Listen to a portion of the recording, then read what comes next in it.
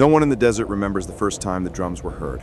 People claim it was sometime before the war, sometime before the army posted warnings, maybe even before Fort Jel Mar was built. But every story agrees on one thing: the sound never comes during the day. It waits for the darkest hour, and it always begins with a single beat, a heartbeat that doesn't belong to anything alive. Most travelers describe it the same way: a low, hollow thump rolling across the sand, as if someone far away is marching in perfect rhythm. Those who've been close say the sound doesn't travel through the air. It travels through the ground. It trembles under your boots, crawls up your spine, settles behind your ears. And once you hear it, you can't forget it. You can't sleep. You can't outrun it.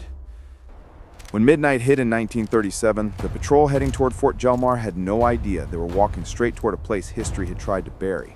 They thought it was a routine inspection. Quiet night, a lonely desert, a forgotten fort with nothing left but sand and silence. But the desert was holding its breath that night. Something about the air felt heavier. The sky looked too still. Even the wind seemed to step out of the way, leaving the patrol alone with that faint, rhythmic thumping.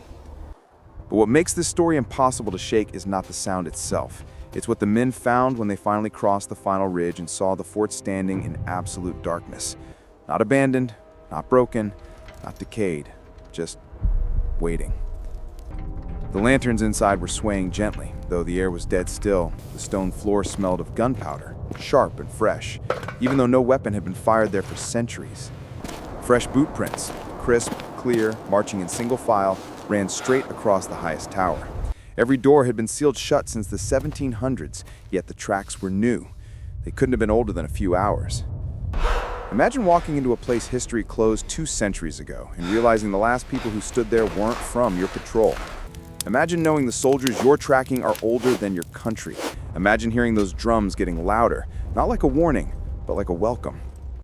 And before anyone spoke a word, the men felt it. The fort wasn't empty. It was preparing for something, and it already knew they were coming. Long before the 1937 patrol ever set foot in the desert, Fort Jel Mar had already slipped into a category people don't like to discuss: places that look man-made but feel older than the country that built them. Official records claim the fort was constructed in the early 1700s as a defensive outpost for a trade route that never became profitable. But if you talk to historians who aren't afraid to go off record, they'll tell you those documents feel forged.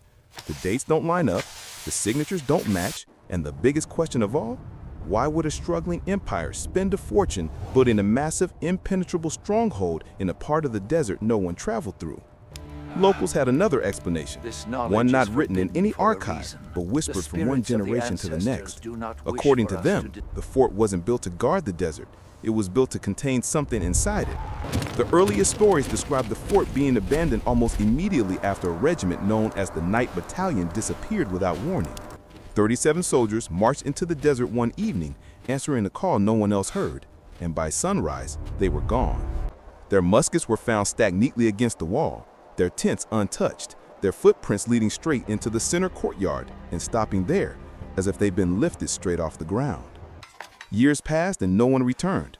The doors of Fort Jel Mar were sealed with iron spikes, not because of war or plague, but because the men who survived the first expedition refused to let anyone else inside. And something about the sealing was strange. They didn't just lock the fort, they chained every entrance from the outside, poured melted lead into the cracks, and placed stone slabs heavy enough to crush bone. That wasn't standard military protocol. That was fear. Inside the sealed tower, archaeologists later discovered marks burned into the walls, long, deep grooves like bayonets dragged in perfect formation, as if soldiers had practiced inside long after the fort was supposed to be empty. And the strangest detail? Every groove pointed north, toward a place no map recorded. For 2 centuries, no one spoke about Fort Jel Mar. It became a ghost pinned to the edge of the desert, a forgotten ruin people kept their distance from. But history has a habit of circling back, and when those drums began echoing again in 1937, the old families who remembered the stories didn't ask for explanations. They just locked their doors, dimmed their lanterns, and whispered the same warning their grandparents once gave them: when the night soldiers march, no wall can keep them in. The desert has a strange way of twisting the senses. You can walk for hours under a sky that never changes, convinced you're moving forward, only to look back and see your own footprint circling the same patch of sand. Men who spend too many nights out there talk about a kind of pressure, like the silence is pushing in on them, waiting to see who cracks first. That's why most militaries avoided long patrols after sundown. Darkness in the desert isn't emptiness, it's a presence, and it notices you long before you notice it. The 1937 patrol knew this well. They were seasoned men, used to the loneliness, used to hearing phantom winds or seeing shadows move where nothing stood. But what made Fort Jel Mar different was the consistency of the fear. Usually, desert tricks come and go, mirages, shifting dunes, moonlight stretching shapes across the ground. But the moment the men crossed into the outskirts of the fort, the silence wasn't a trick, it was engineered. It felt designed. The air wasn't simply still, it was heavy, like it had weight, like it was holding sound hostage. Even their breathing sounded wrong, too loud, too close. The men began noticing things they couldn't explain. The closer they got to the fort, the more they felt watched. Not followed, watched. A few reported feeling pressure between their shoulder blades, the unmistakable sensation of someone standing right behind them.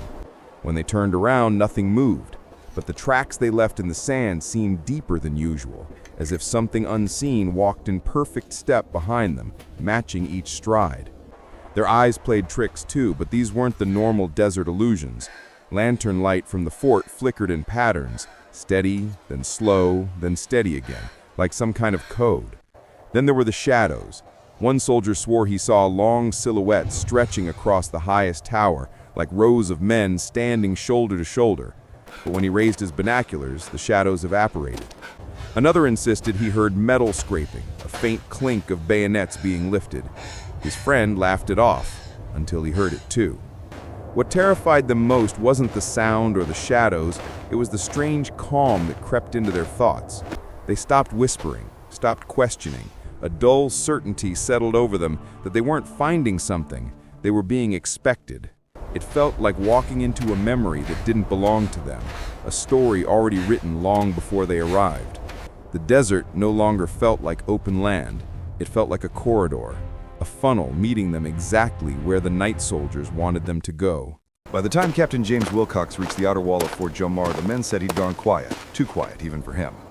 Wilcox wasn't a superstitious man. He didn't believe in curses, ghosts, or old desert stories. His entire career was built on discipline, logic, and control. But something about the fort cracked the veneer he always carried. It began with the smell. He wrote that the air carried a fresh charge of gunpowder, thick enough to sting his eyes, though the stones around him hadn't seen battle smoke in centuries.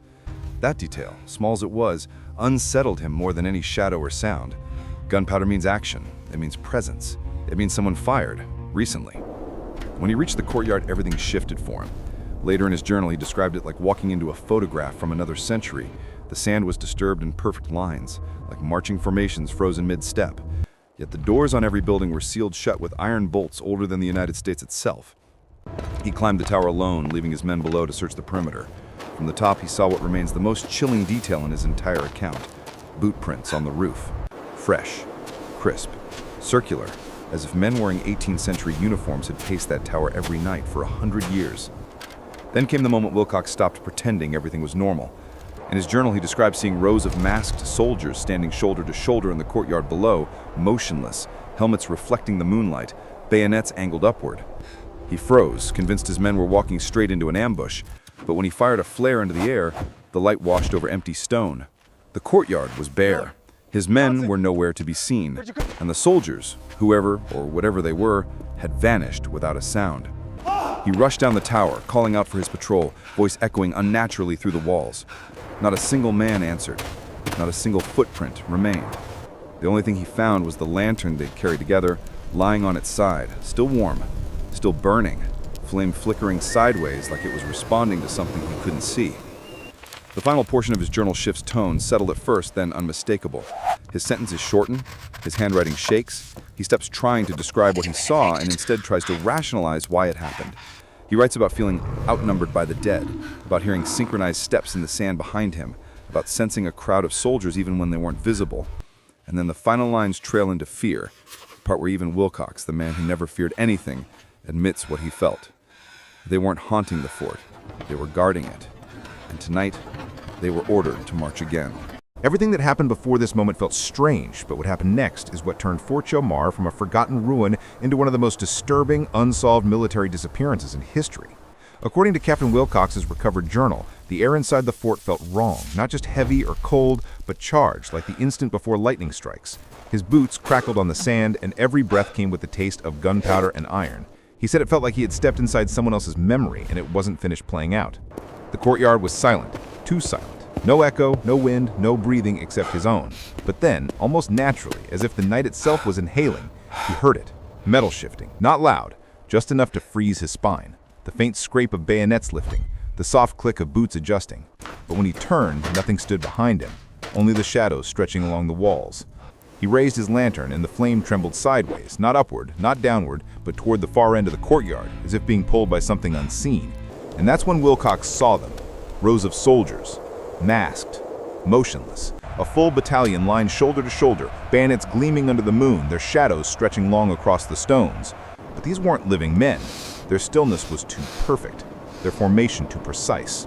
Their bodies didn't shift with breath, didn't sway with fatigue. It was like looking at a frozen photograph, except their helmets reflected light that wasn't there. For a long moment, the captain didn't move, neither did they. He wrote that he felt an overwhelming sense that these soldiers weren't ghosts wandering aimlessly. They were waiting, bound by an order older than any of them, bound to that courtyard, bound to march again. So he did the only thing a trained officer would do. He fired a flare. The bright red burst illuminated the courtyard from end to end, and the soldiers vanished, instantly. Gone. Every shape, every shadow, every glint of metal, the flare light revealed nothing but empty stone. When the flare burned out, darkness rushed back like a wave, and with it came the sound he had prayed he imagined. Marching. Not around him, not behind him, beneath him. The ground trembled in a slow, perfect rhythm, as if hundreds of boots were striking the desert floor from just beneath the surface. Wilcox called out for his men. He waited for voices, footsteps, anything. But there was nothing. His patrol was gone. Not a trace, not a scream, not a dropped rifle, only the sound of marching fading into the distance, as if the soldiers had already moved on and taken his men with them.